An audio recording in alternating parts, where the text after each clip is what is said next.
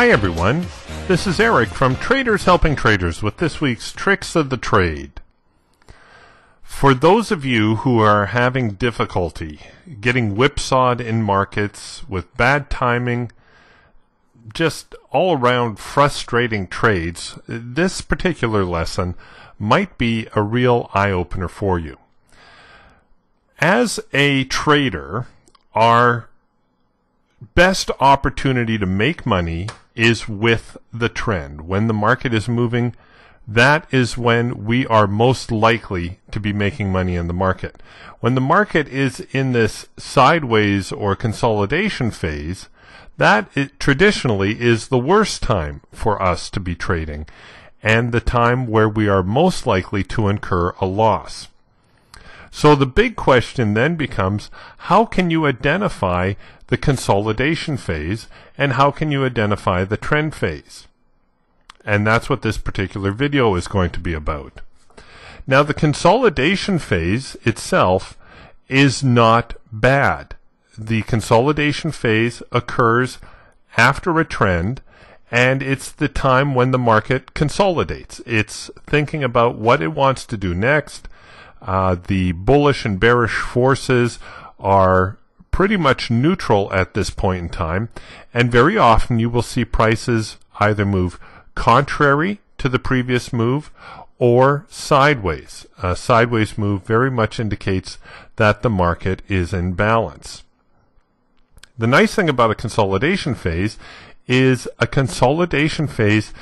actually our best opportunity to get back with trend. When the market is already moving like this with these big bars or strong moves to the upside or downside, it's very difficult to get on board. It's not impossible, mind you. You can always scale down to a shorter time frame and hope to catch a little bit of a retracement period, but even on the shorter time frame, you're going to be on the lookout for those retracements or consolidation periods, which will represent your best opportunity to get back with trend. All right, so our first indication that the market is no longer trending is when the bars begin trading opposite the primary trend. So here we have the October sugar chart. Sugar obviously in a downtrend. You can even look at your moving average lines. The 20 is stacked below the 55. Everything is suggesting this market is in a downtrend. Here sugar prices have started to rally a little bit, and therefore we would be on the lookout for our green-red bar combination, which shows us resistance and our next opportunity to sell. The problem is that very often you will get your green-red bar combination, you will sell, the market will bring you in, and then after a little hesitation, stop you out for a loss. Traditionally, our entry would be below the low of this red bar and just above the high. So we would probably have been stopped out on this particular trade to the downside, either for a big loss or a little loss, depending where you would have taken your lumps. So how would you be able to know that this market would not really head lower? Well, I've got a little bit of good news and I've got a little bit of bad news. The bad news is that it is very difficult to determine. In fact, there were a lot of traders who would have seen this, and it would be pretty much a textbook support and resistance trade, or a textbook trade of any method, really, because here we have old support. That's fairly obvious. The market comes up, hits the support region, boom, big bar to the downside. Everything is suggesting that perhaps the market will head lower from here. But of course it did not, because the very next bar it came back with support. So here's the bad news. The bad news is that every once in a while you will get caught on a move like this, and there's really not too much you can do about it. But having seen that the market is heading lower, or refusing to head lower, the next sell signal, which occurred right here, should have been taken with a certain amount of caution. Because now we have two support points, and the market is showing us that perhaps it is not quite ready to head lower yet. Notice where the market bottomed out. It bottomed out right on this support trend line. So what is that telling you? That is telling you that there are buyers down here. There are people who are buying this trend line support. And whether you draw a trend line on there or you just eyeball it, the fact remains that there is buying going on here, and it is making it very difficult to sell. So when you get this happening, it is time for you to sit on your hands. Sit on your hands and wait for the market to tip its hand, which it will eventually do. The worst thing you can do at this point in time is to continue to take signals which very likely will continue to fail. Now, a few weeks ago, I mentioned to you how when a market is in a retracement phase, it will have a tendency to make anywhere between 1 and 4 attempts to recapture the trend. By keeping track of how many times the market attempts to get back with trend, you'll have a better idea of when your best chance for an entry will be. Unless the market is trending very strongly, traditionally, the very first attempt tends to be the weakest. In fact, the first attempt will often set up to be a good counter-trend trade, but we're not going to address that particular issue in this video.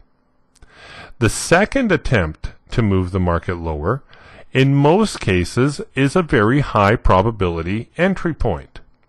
In this particular instance, it would not have worked out so well, but you already saw that there was possibility of some support forming here.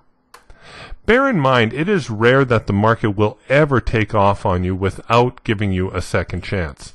Even here, where sugar prices fell sharply, and it would have been very difficult to get on in this part of the move, but after a week of declines, the market retraced, giving us yet another opportunity to get in short, and that too would have resulted in a nice move to the downside.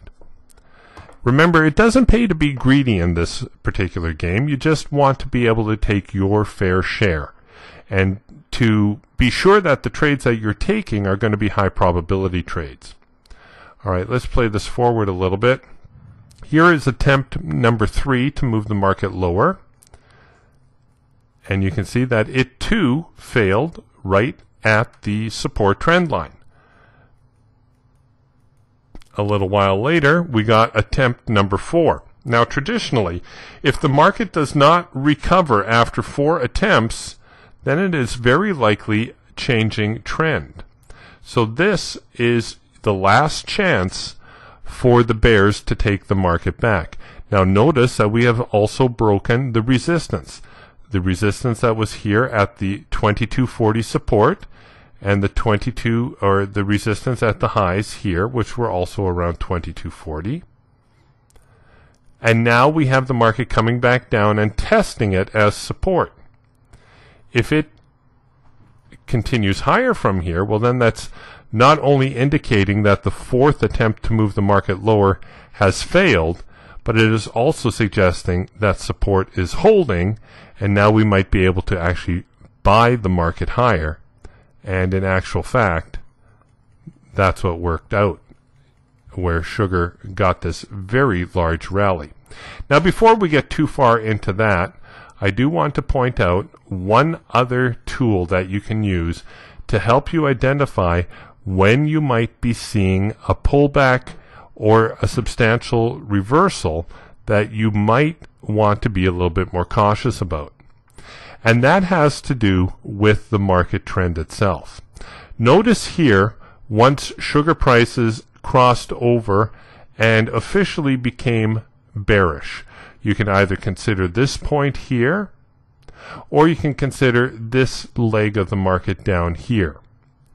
But generally speaking, once the market crosses over, either from bullish to bearish, or from bearish to bullish, you will see 3 pushes or waves in that particular trend. Now, this is kind of the basis of Elliott wave theory. I don't subscribe to Elliott wave theory, but nevertheless, it is still a common market occurrence and not really something that we should be ignoring. So here, the market has become bearish. This was the first bearish attempt.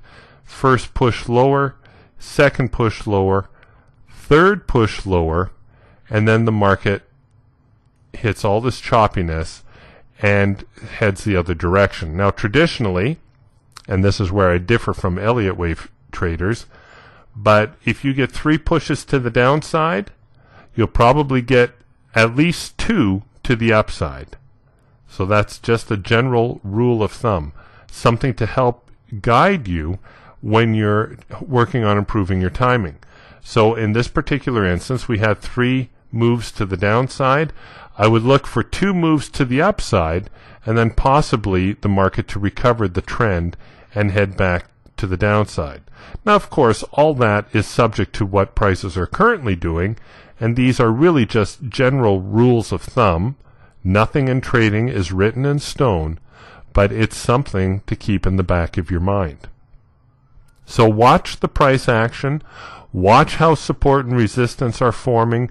Watch how far along in the current trend you are, and you'll have a better idea as to whether or not the signal you're getting is a good one and worth taking. That reminds me, there's one more thing you can do, and that is you can take a look at your indicators. This is sometimes where indicators are helpful because they'll filter a lot of the noise out of the marketplace. So this is our MACD indicator that we use for momentum, and you can see we've sped it up a little bit, but take a look at what happened whenever we got a signal here to sell. MACD kept going higher.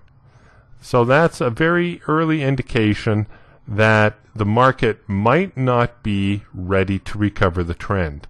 And it just adds a little bit of extra caution when we're taking the trade. So paper trade it, try to incorporate it into your trading, and hopefully it will help keep you on the right side of more trades. And that's this week's Tricks of the Trade.